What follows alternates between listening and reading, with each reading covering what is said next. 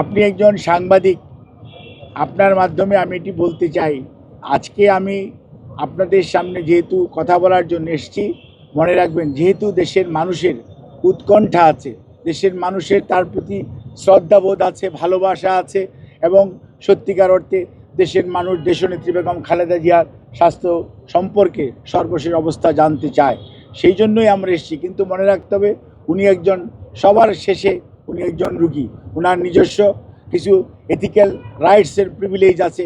ইচ্ছা করলেই আমি চিকিৎসক হিসাবে সকল কিছুই আপনাদের কাছে আমি প্রকাশ্যে বলে দেওয়া এটি মেডিকেল সায়েন্সে কোনো অবস্থাতেই পারমিট করে না। তো আপনাদেরকে আশ্বস্ত করতে চাই, ওনাকে যে চিকিৎসা দেওয়া হচ্ছে সেই চিকিৎসা উনি আগের মতোই, আমাদের মেডিকেল সায়েন্সের ভাষায় যদি বলি, she can continue on maintaining her treatment, এবং ডাক্তাররা যে চিকিৎসা দিচ্ছে সেটি উনি গ্রহণ করতে পারছেন এবং সেটি উনি নিয়ে সত্যিকার অর্থে রেসপন্স করছেন। ধন্যবাদ।